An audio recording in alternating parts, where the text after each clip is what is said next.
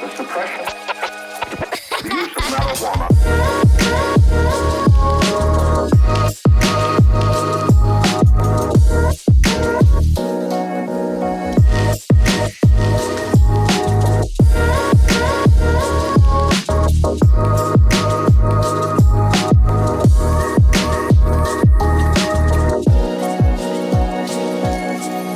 No, we're going to a Taylor Swift birthday party tomorrow. Oh, that's cute. Because it's Taylor Swift's 35th birthday party tomorrow.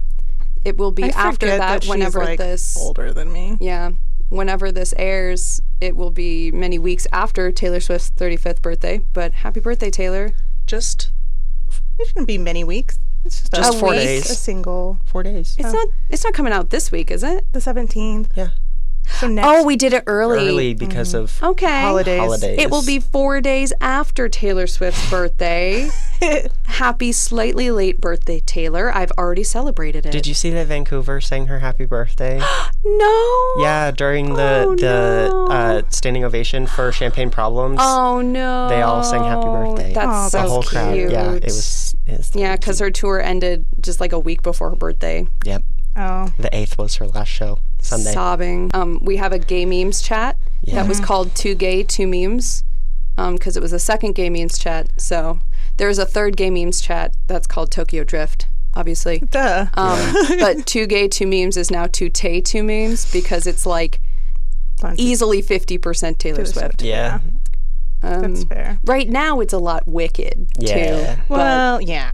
Still a lot of Taylor Swift and some gay memes. Yeah. Still, occasionally. Yeah, that's reasonable. It's not gay to have a Taylor Swift group chat, though. Yeah. So... Yeah, I mean, I still would say, like, with the amount of, like, other random things that get thrown in there, like just thirsting over Jonathan Bailey and musical theater in general, and it's still pretty gay content. Yeah. I found, because I have to, like, go through media and books at my job, that's what I do, to make sure that it's not destroyed.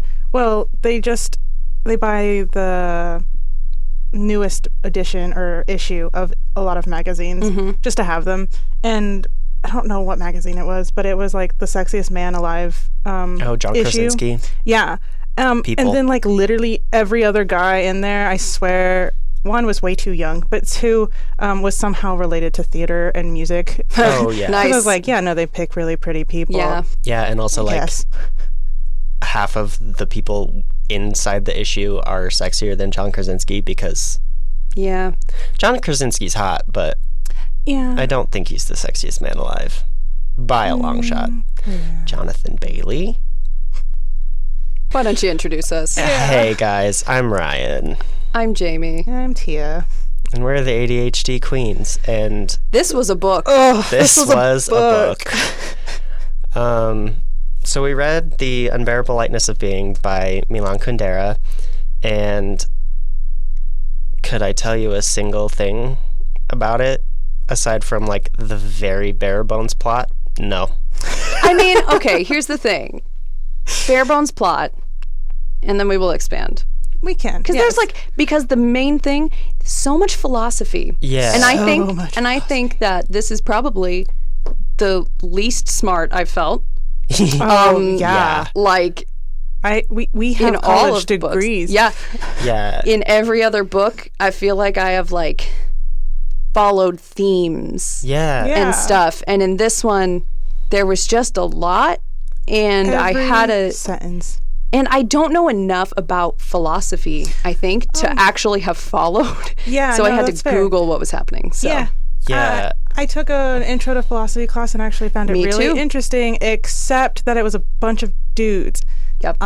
So I do remember Nietzsche specifically. So my intro to philosophy class that I took at Southeast counted as a math credit. How? Because it wasn't real. Just like math. So the whole thing was like how to construct an argument. Oh, yeah, which is a math concept. Yeah. And so it was like proofs. Yeah. And so it was like taking a sentence, like if the book is read, then it's short. Say that's your argument. Mm-hmm. And it was, you take that and you turn it into symbols. Mm-hmm. And so then, like, if is a symbol and then is a symbol, and then the noun is a different symbol. What? And it follows, like, the transitive properties of math. Yeah. And so you can restructure your sentence or your argument by moving things around. And so, yeah, it was literally like the like A plus B equals C.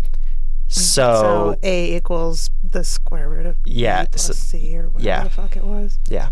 Is that Pythagorean's theorem? Yeah. A squared, B squared, C squared. Yeah. So that's how it counted as a math class. That makes sense now. I did proofs when I was in middle school because I had a Ukrainian mentor and she was amazing. And I hated geometry, so we just did proofs all the time because I found those to be interesting. Sorry. I am floored, you people. Today. I know. This is wild already. I actually really liked that class, and I got, I think, like a 99 in the whole class. It was sick. That's fantastic. I love that for your GPA. Yeah, it was great. Do you want to introduce us to this book? Yeah. Yeah. The Prague Spring was a period of political liberalization and mass protest in the Czechoslovak Socialist Republic.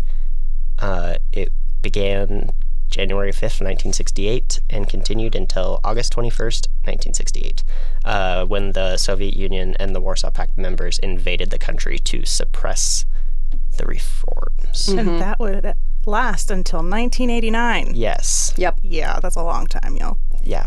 Cool. So, yeah, it was not a great time. No. It started as like, yay, reforming. Mm-hmm.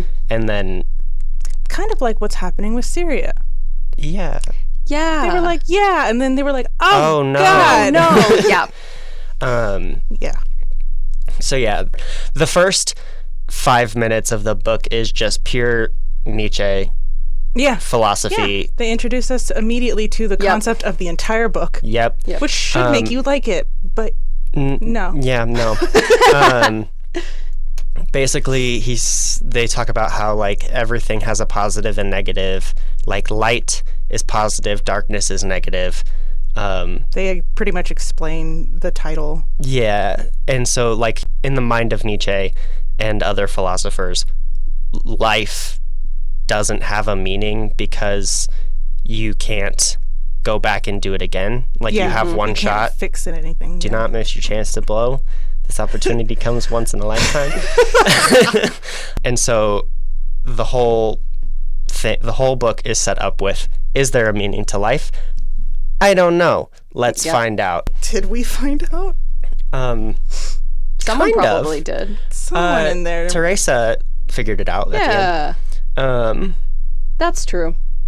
Yeah. We'll get there. Yeah. Yeah. I'm going in chronological order with Tomáš and Teresa. However you need to. Okay, so 1968, Tomáš is a surgeon, and he leaves his wife and child, and then stops seeing them all together because he's just like, I don't wanna. It takes too much effort. Yeah. And then he'd just be fucking. And that is his whole thing. His whole Lots thing of women. is he just, because he doesn't like to sleep in the same bed as someone else, or at least that's what he tells himself. And then he just wants to feel something, ? So he just fucks about it. And he finds therapy in the sheets. Yes. Correct. And then he meets Teresa, who is a cafe waitress, and he sort of he invites her to stay. Yeah. Well, he invites her to visit him, and then she gets sick. Yes, and she gets sick, and so then he tells her that he can sleep in the bed. She's allowed to stay because she gets sick, and then it's all downhill from there. Yeah, and then she holds his hand while she's asleep, and he's like, oh, I kind of like it. I am now moved. Oops. Yes, actually. And then they're like, I don't know, he just keeps fucking other people, and then she's like, hey, what's this about? And then he's like, okay, I'll marry you. Yeah. And then they're married. Yep. And he'd be fucking. He at first tries to convince her that polyamory is like a completely acceptable concept. It doesn't work because she wants to be monogamous. Well, and yeah, I have thoughts. Yeah. And then they just stay together. Yeah. Mm-hmm. And he doesn't want to give her up, and she doesn't want to leave. So. Yep. Oh, that was a really cool thing, or like I don't know, it stood out to me. She said like when the strong are too weak to hurt the weak have to be strong enough to leave. I liked that. Yeah. Because like the whole thing is like he is too weak to leave her. Mm-hmm. Because he's not well adjusted to life. He does not. He avoids the norms. Yeah. So anyway, they get married, and then the Prague Spring happens, and the Soviet military is occupying Prague. Casually in the background. Yeah. Yeah, I mean, it doesn't really come into the forefront of the story a ton. Mm-hmm. It just is like, oh, we're moving to Switzerland to get away from it. Yep. And then they're like, we hate Switzerland, so they move back. Yeah, the politics really don't come in that much until Sabina's whole arc. Sure. Yeah. That's fair. That's a true statement. Guys, I don't know what's going on. Okay, just get through as much as you can. Yeah, so they moved to Switzerland to get away from the Soviet occupation. And then Teresa is like, fuck this, I'm out. She moves back to Prague. And then with the dog, Karenin, who is a girl dog who has a boy name, and they think that it's going to turn the dog lesbian, so they start calling the dog by he, him pronouns. Yeah. So that she thinks he's a boy. A straight boy. Yeah. So we got a trans dog. Yep, so a transgender dog named Karenin, who I assumed would be a big part of the story because there's a dog on the cover of the book.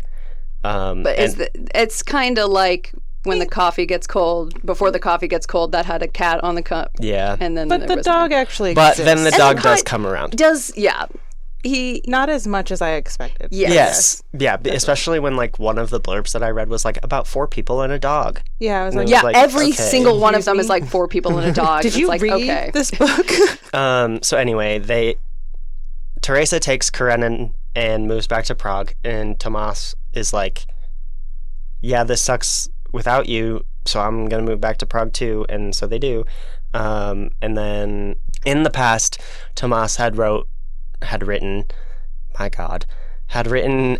a letter to the editor that said some bad things about communism. Yeah. And essentially,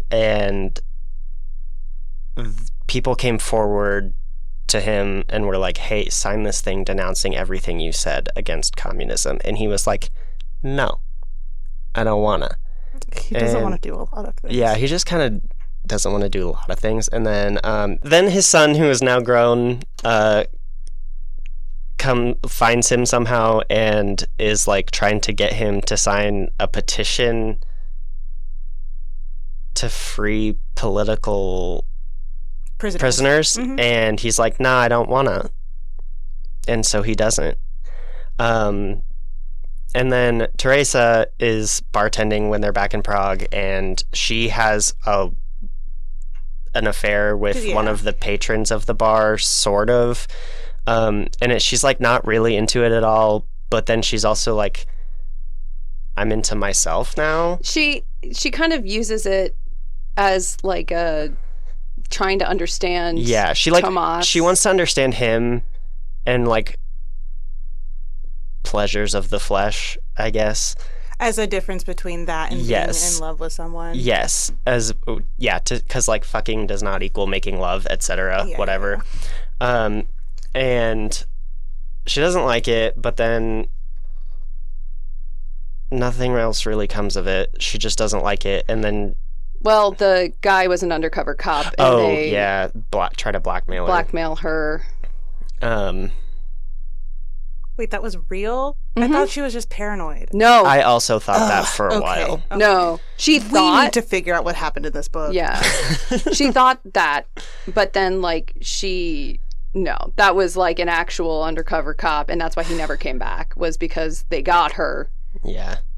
And so they're pretending like it she's was... She's a prostitute, or a sex worker. They're offering... Well, they, like, basically tell her that they're going to tell anybody that she is a sex worker unless she basically, like, tells on people from the bar. Yeah. Okay. Anyway, then she convinces Tomas to move out of town into the country where they become farm workers. Yeah, they're living on the farm, and then the dog has a bump on its leg, and the dog has cancer, and then they, like, take care of the dog until they have to put him down. Yeah. And it's the saddest thing in the world. Yeah. And it's so sad. It is terribly sad. And so the whole... Again, this is only the half of the book that I liked and that I could pay attention to. And so... Teresa in her head is thinking this is the meaning of life because animals were not cast out of Eden, so therefore dogs have no shame, or I don't know, it's pure. They're very pure, like, and so the love between a human and a dog, or the human and an animal, is more pure than the love between two people, because two people have to decide to be in love, whereas a dog just loves you. Yeah. And so that's the meaning of life, and that is the unbearable lightness of being, dude, etc. A little bit. But then there's a whole other half of the book that maybe Jamie can touch on. Overview that? Yeah, let's do that. Yeah. So, when it says, like, 4 people and a dog, it's Tomas, Teresa, Sabina, and Franz are the 4 people that we kind of look through the eyes of this entire book. One of Tomas's long-term mistresses is named Sabina. She is an artist. She comes in and out all the time. She also one time, like, takes sexy naked photos with Teresa. Yeah, they become at besties. One point. And then Sabina is this artist, and she kind of shows us this sort of view of, I don't know, politics, where she doesn't love communism, but she doesn't really love anything. She has her own ideas, but she doesn't really love the party vibes. She doesn't love really what any parties are doing. Yeah. And so she just kind of, like, expresses things through her art that she wants to express, and she's not really doing it for any political leaning. Franz is obsessed with her. Yeah. But also can't leave his wife because he's a rich guy, and she will not let him leave. She's like, I will win this war. Yeah, and then in the end of the book, he is asked to go. He does actually leave his wife, but Sabina leaves him first because her whole thing is about betrayal. She thinks betrayal is interesting, and she's just kind of fucking around. She's kind of, so he betrayed his wife by leaving, and so she betrayed him by leaving him. Yeah. So she's got a lot of stuff going on. And then at one point he's asked to go to, gosh, where did they go? The Cambodian border to help raise awareness for, like, peace talks, basically. It's actually a real event. Yes. Yeah, is the American actress Jane Fonda? No. I don't know. Because they kept talking about it, an American actress, and I was like, like, Jane Fonda is but that. No, it's not her. It's someone else. Wow, my voice just got really gravelly. and looked it up, but yeah, it's like the Grand March. But they refer to it as the Grand March in the book, but it's like actually like the survival of Cambodia, or something like that. They basically, like, a bunch of intellectuals go to 150. I think. They march in order to allow, peace talks or whatever. But the only reason that Franz goes is because he thinks Sabina might be there. And he's like, I gotta go. And he has a new mistress, like a child basically. Yeah. One of his students. With glasses. That's super important. That's it. And he only goes to see Sabina. And then while he's there in this sort of like military conflict, he's like, wait, I don't need anybody except the girl with the glasses. And then he gets injured, gets attacked. Yeah, gets brought back home, and he's not officially divorced from his wife yet, so Marie-Claude gets to take over, and he dies in her care. Because he was close to dying anyway, and he gets very mad because he can't move and he can't speak or whatever. Yeah, he's like paralyzed. Yeah, so he like basically puts himself in this situation because of his obsession with Sabina, realizes he doesn't want to be with Sabina, he wants to be with Glasses Girl, and then he dies. And then his wife puts... came home after long wanderings, or home at last after long wanderings. Oh, yeah. On his gravestone. Yeah. She was like, he was such a good man. Yeah. And it says, like, he looked at, when he couldn't move because he was paralyzed and he couldn't speak, he looked at her and he had to close his eyes because he hated her so much. Yep. And then from her point of view, she says, he looked at me and then closed his eyes, and I knew that it was an apology for his wanderings. Yep. And it's like, buddy. No. He hates you. She totally used that, though. Oh, yeah, I don't no, for fuck sure. about this man. So, and I mean, most importantly, Sabina was not there. There was nothing Sabina. He was just obsessed with her. Yeah. She was in America, in fact. Yes. Yeah, she left there. for America. Chilling with an old man and his wife. Who were also obsessed with him. Yeah. And everyone's obsessed with Sabina. And apparently she's hot. Kind of including Teresa. Yeah. Yeah. I thought it was kind of funny that Sabina and this old couple that she's living with in America, it was like they're her parents, but they're also her children. Yeah, she was like, it was they're like, kind of like my parents, but also I'm definitely in charge here. Yeah. And because they were like getting old and on the verge of dying, so she was like taking care of them as if they were children, but also that's like what you do with old people who are dying, is you take care of them. So she's just kind of both. I mean, she was like their child, sort of, and took care of them until they died. And then they died, and then she moved to California. Yep. The end. And then Zendaya is Nietzsche. And then Zendaya is Nietzsche. Sabina did die, though, and they specifically talked about her being cremated because she wanted to be lighter than air. Yep. Yes.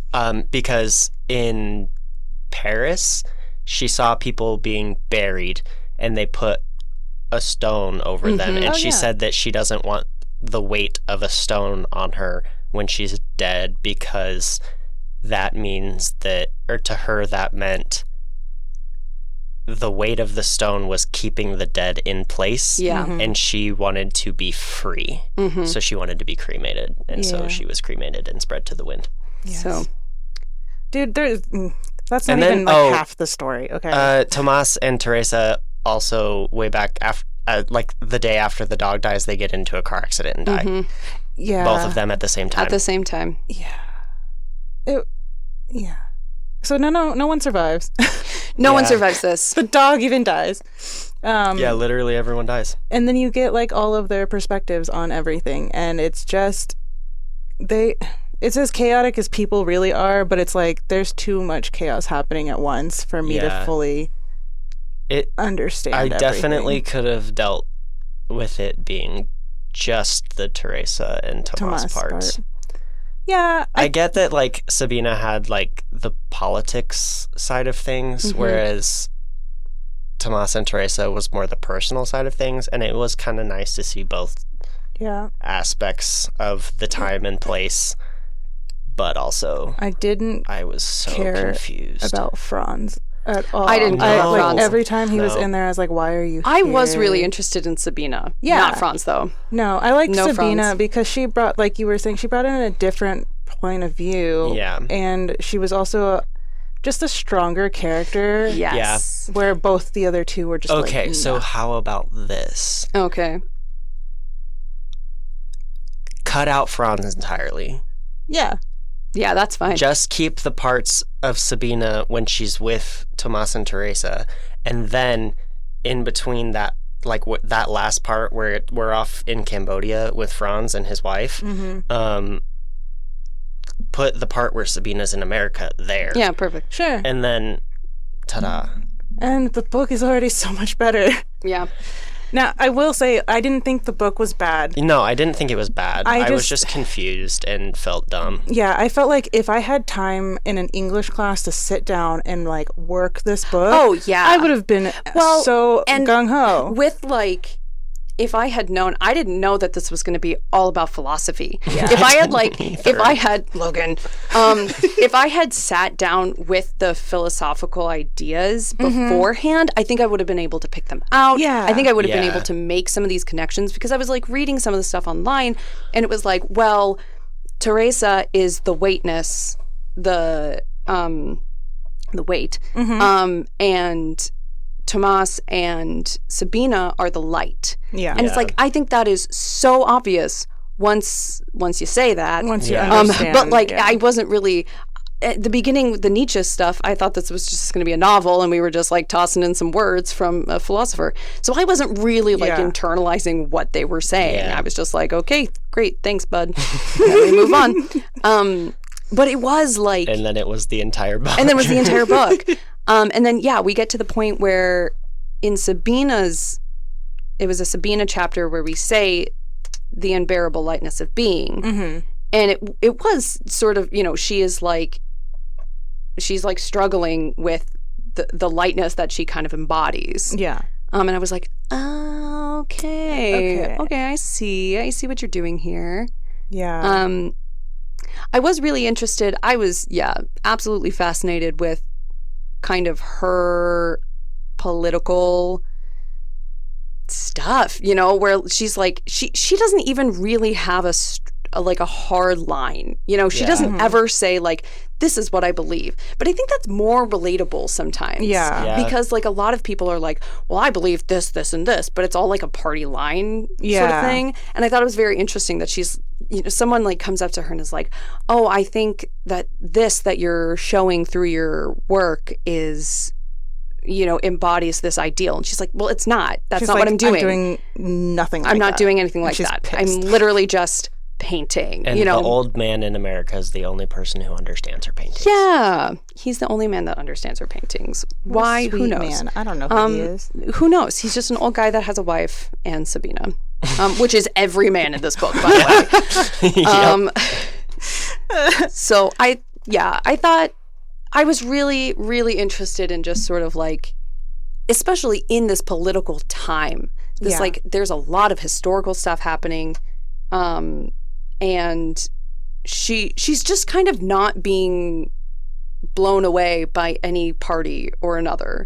And I thought that was very interesting for like an artist. And she makes a point of like distancing herself from her country after a certain point, and then is like, "Oh no, I'm gonna go to America and just like not just claim none of that." anyone." And then after the Grand March, she's like, I gotta get even further, so she moves to California. So she's like, I'm moving literally as far as I possibly can away. Which is funny because it's a sphere, so the further you're actually you go, getting the closer you are at a certain point. It's like, Sabina, you missed something, but it's fine. No, when I looked up the story to just get like the covers and stuff, there was a YouTube video, and in the corner it says existential, and I was like, damn it, Ryan, what did you do? Yeah, when I was talking to Logan, when he told me I didn't say it was a good book, he was like, yeah, it's kind of just a lot of nihilism and existentialism. And I was like, I can see which that. I didn't need right now. Yeah, this is not great for us right now. But that's what made me look up Nietzsche and like all his specific thoughts and everything. And so that I did have like a brief like preparation for it. Because I was like, hold on. I listened to the first 5 minutes and I was like, I didn't understand a word. Yeah. So that's why I picked up the book, because I was like, I need to read this because I think I should know these words. Yeah. But it was definitely word soup in my head. Well, and then he does that throughout the entire book where he goes, his writing is beautiful. Don't get me wrong. He's very lyrical, very and metaphorical, all of that. Tongue-in-cheek kind of vibes, you know. But it was just every sentence had to be some sort of philosophical statement. And then there was the whole section about shit that was shit. Either God shits. God, yeah. If God shits, then people shouldn't be upset by shit. But if God doesn't shit, then people aren't made in God's image. Yeah, I thought that was so fascinating. I was like, whoa. What are we doing here? So are you okay? Did God have an intestine or no? That's the question. That is the real question here. Yeah, because either we're not made in his image or we are, and God shits. Yeah. Well, okay. And there's people that think that Jesus didn't shit. Yeah. No, that they couldn't. They couldn't, because it would mess up with cognitive dissonance would be too much. That would be heretical. Yeah. Because then you're not perfect. Yeah, basically. Humans. You gotta shit or you'll die. I want in Everybody Shits, that kid's book. I want a whole section that God shits because we are made in his image. A one hump camel has a one hump poop. But a two hump camel has a two hump poop. Perfect. Everybody poops. Everybody poops, including our Lord and Savior Jesus Christ. What got me even more messed up was realizing that this was from Kundera's perspective. It's actually not just him as an author writing a book and creating a narrative. It's no, he's actually narrating his own story. And that's what he's that's what makes me love Teresa and also Nietzsche. And then there's portions where it's people are born, but characters are born of an idea or a thought or a sentence someone says. And he describes how he came up with the characters that we're reading about. It was a lot of meta. It was very meta. Which said, if I had been he's prepared being God, for this, so does he have a butthole? I need to know if Milan Kundera has. Yeah, Milan. Oh, he passed away last year. Oh, rest in peace. Rest in peace, Milan. Sorry, Milan. 2023 is when he passed away. Yikes. Big toilet bowl in the sky. Actually, since you're up there, can you tell us if God shits? Does God have a rectum? Oh my God. What's the intestine situation? Gotta let us know. What tarot card tells us that? Someone has that answer. Someone come let us know. Thank you. My point was also to talk about Kundera specifically. He was exiled from the Czechoslovakia at the time, right? Yeah. Mm-hmm. Yeah, he was exiled because of his words being all so this is kind of also considered slightly autobiographical. Autobiographical? Thanks. Got you. But yeah, he was exiled by the Communist Party that was taking over at the time. So that he checks lived out. in France and wrote the book in French. That's it was first published in French and then it was translated to English and published in Czech. Yeah, the Czech. He wrote it in Czech, got it translated to French, and then translated to English, and then published in Czech. Yeah. Which is wild. But yeah, the Czech version came out, I think, 4 years after the English. That's fair. Version. Something like that. Dude, there's so much in here.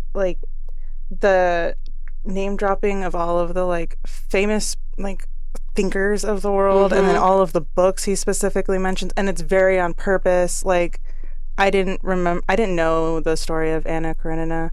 I have read it. It's a book. I keep forgetting how to pronounce This is also a book. Eric Karenina. But I looked it up and it was a family torn apart by adultery, and I was so exactly what Teresa is being torn apart by. The only note, because my book app where I keep track of my book notes is going away.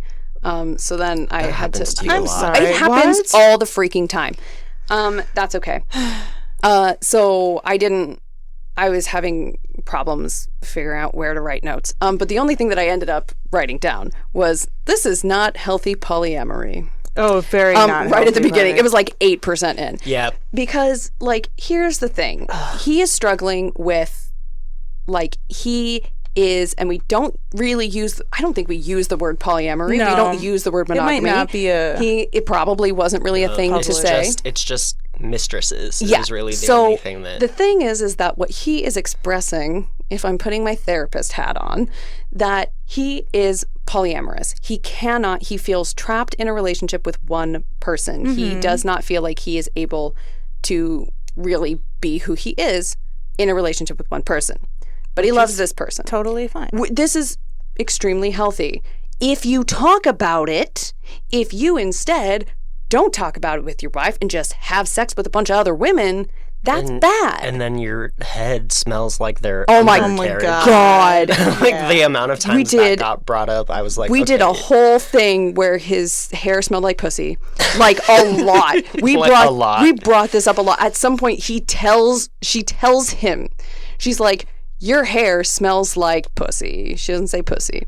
And then years later, when they're living on the farm, she sees him open a letter and she thinks it's from a mistress, and she's like, even if his hair can't smell like her pussy, she's still affecting our lives in this way and creating jealousy between us. And then it turns out the letter wasn't even from her. So. Yeah, but like, who could blame her? Yeah, she's got trauma, man. Like, but I'm like, that is so weird that the hair smells like pussy. That's the only thing. That's it on the whole body. Because he was so and it vigilant doesn't smell about like scrubbing. Yeah, except not his hair. Like, do you not wash your hair? Apparently not. Like, you literally just douse the rest of your body and then you just leave your hair and you think that's fine. I and also think about her hair. It doesn't. It's never like smells like sex. Specifically, like someone sat on his head. Yeah. So it says vagina. It says not undercarriage, but like under. I don't remember the wording. Under skirts or something something like that. So it's specific like that it's like smells like a woman's vagina. Yeah. It's like, what? That's what? I'm like, why is your hair in there? Exactly. Why? Anyway, I have a lot of questions. It also talks about like arousal a lot. Yeah. Too much. Yeah. For a not smut book. It kind of It was smutty for a non-smut book. But like not smutty in a good way either. It was just like... It was very clinical smut. Yes. Very he was dry. A surgeon. Yeah. It was very dry Very smut. Not dry. Because it yeah, that's fair. Specifically said not dry. They get wet. The writing was dry about not dry experiences. Very wet experiences, in fact. No. Dude. Oh, also, Logan, he was like, how's the book going? And I was like, I don't understand anything. And he was like, yeah. And I was like, why did you do this to us? And he said, I didn't say it was a good book. Oh my God. No, Logan. I was wondering why we got this book. I was like, Ryan, this is not your book. What is happening? No, because Logan recommended it because he studied abroad. Logan! In the Czech Republic. Didn't he recommend another book? Like Water for Chocolate for Mexico. That was an interesting one, though. Yeah, Logan, the TV show. You have some interesting taste in books. And so he said, I didn't say it was a good book. And I was Logan. like, okay, that's disrespectful. From now on...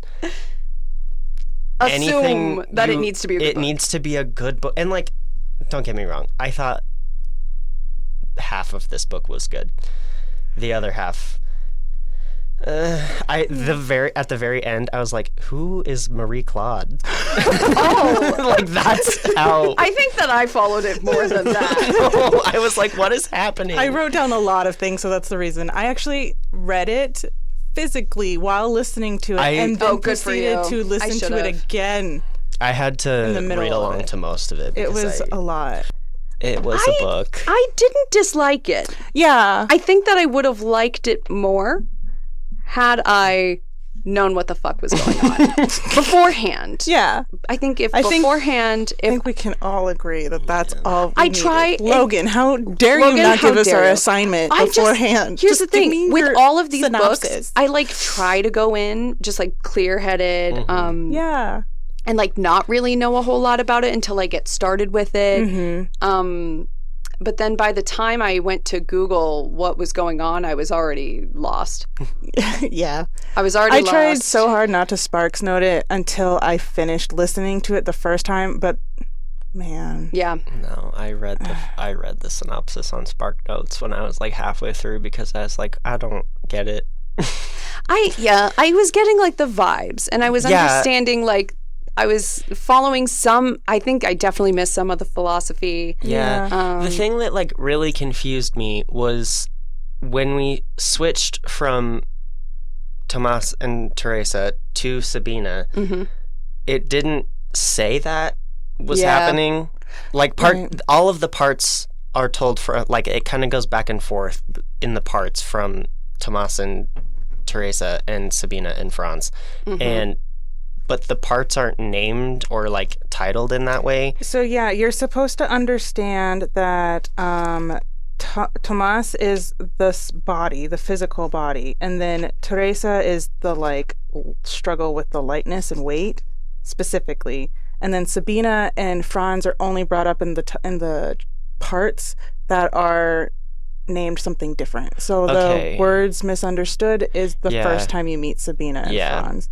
And then the next one is that one, this last part before Karenin's smile is where they get kind of all four in there. And I was like, okay, you messed up the pattern. I don't know what is happening. And the thing, I wasn't made aware that we were switching perspectives, but also then at the end of Sabina's first part is like, oh, and then I heard that Teresa and Tomas died. Yeah. And then we drop that and then we go straight back into a Tomas and Teresa thing. So then the whole like probably 2/3 of the book you're like just waiting for Tomas and Teresa to die. Every and time they get in the car I'm like, is this it? And no. Yeah, and then it goes back and then again in Sabina's second part it's like, oh, and then I saw their graves and this is what was written on it. And it was like, hey.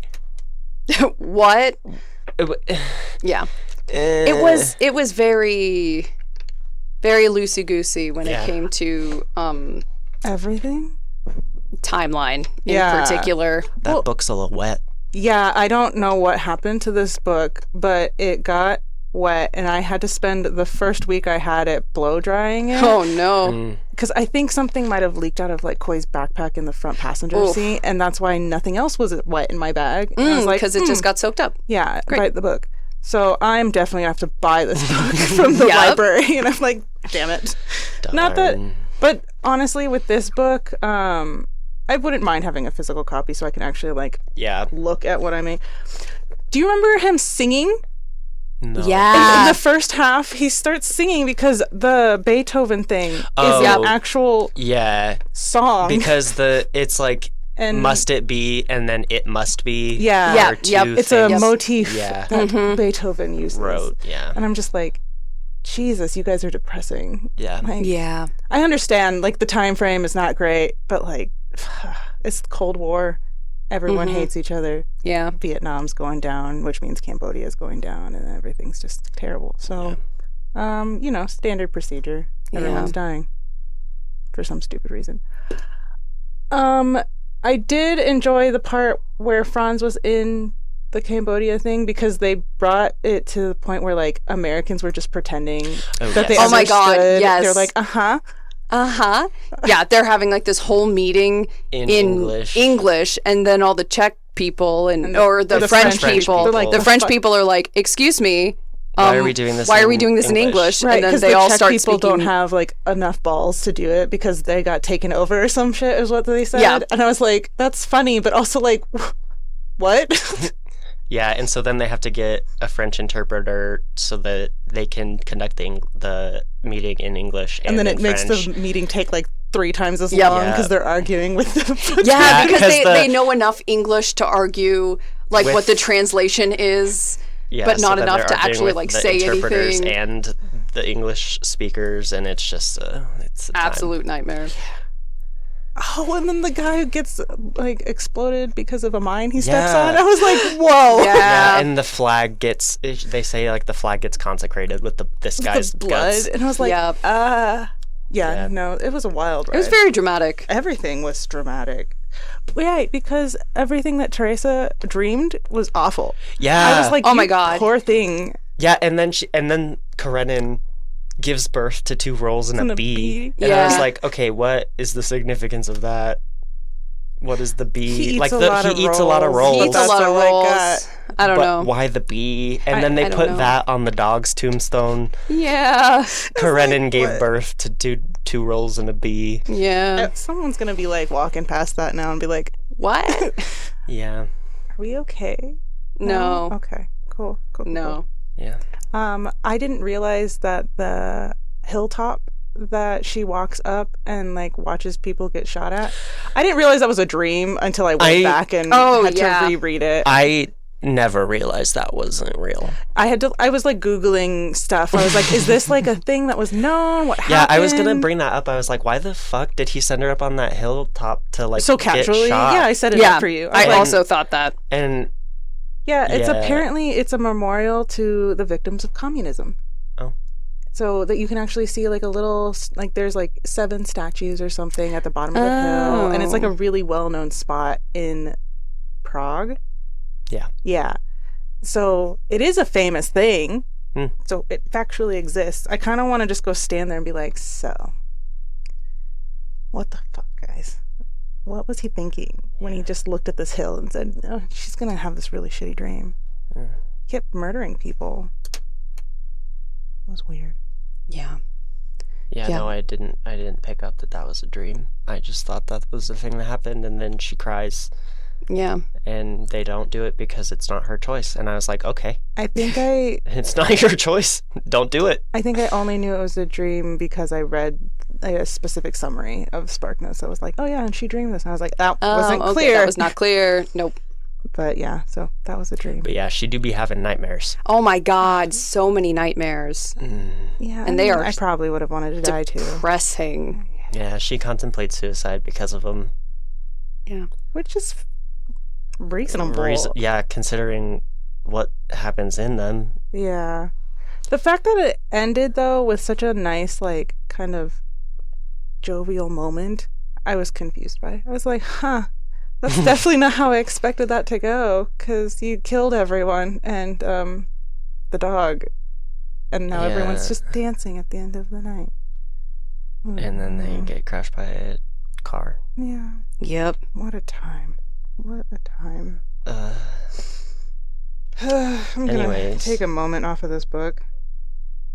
Yeah. Yeah. It's definitely one that I'm gonna have to like read again. Yeah.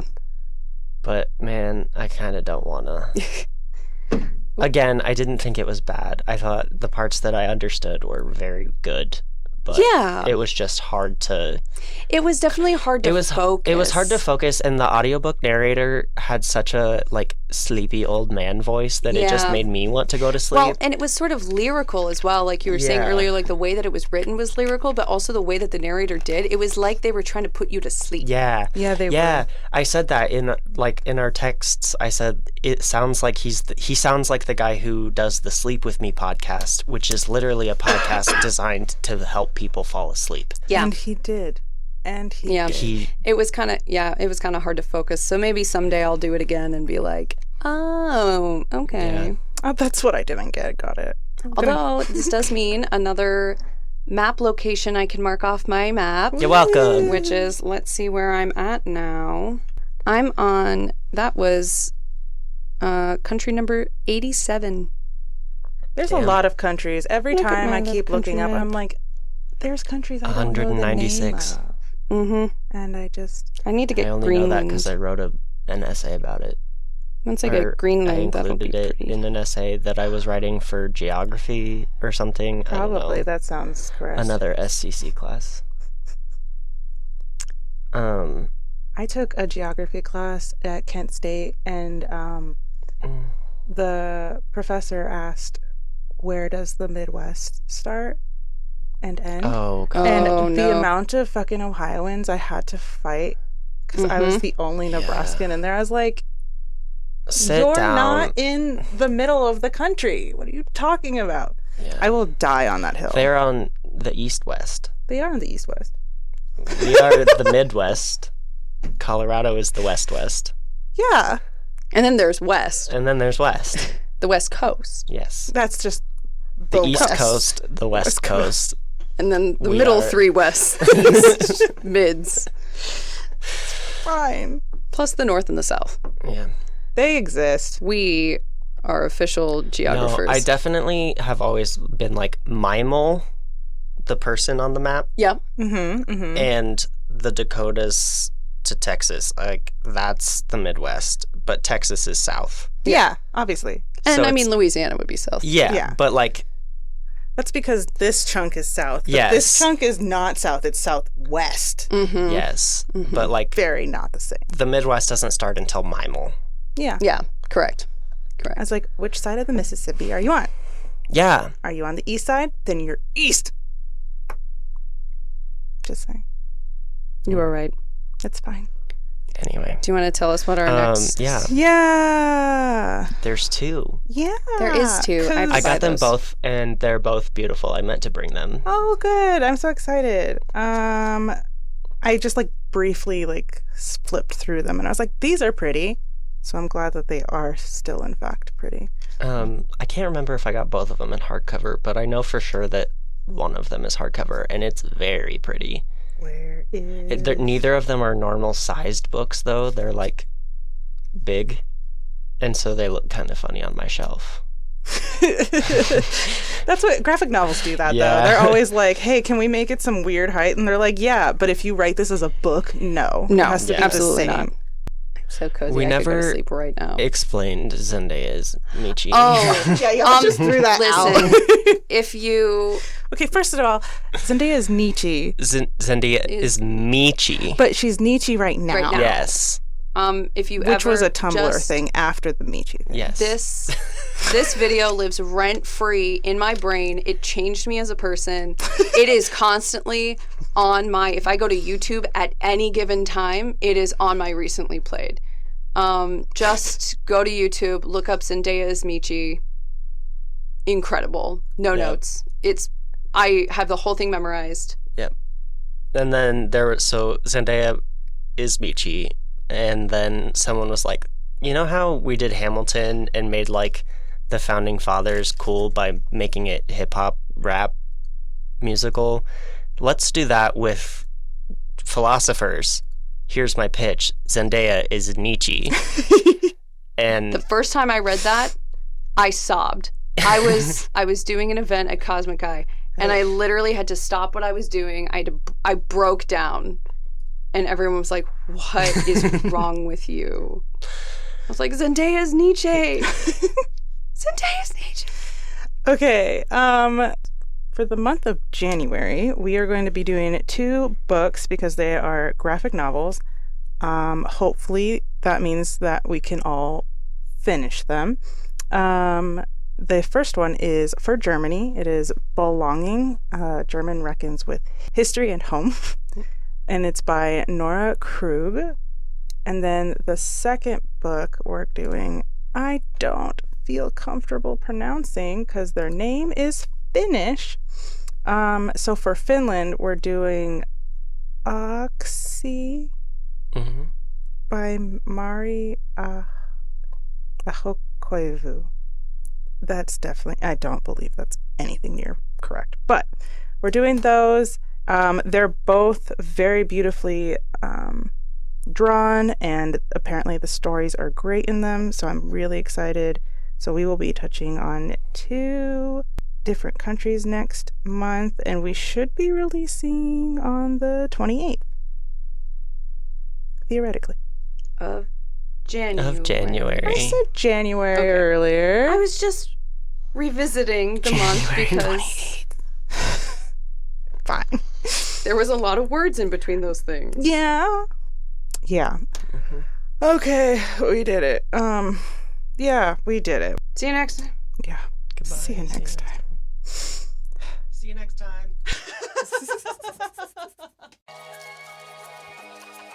The suppression, the use of marijuana.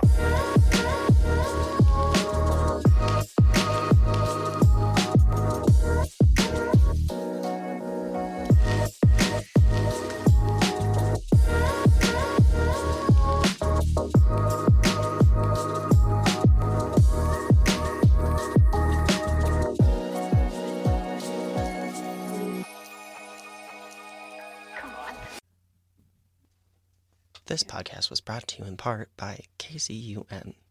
Yeah, we could say that. Please tell me you recorded that. 89.3 FM, KCUN. Perfect.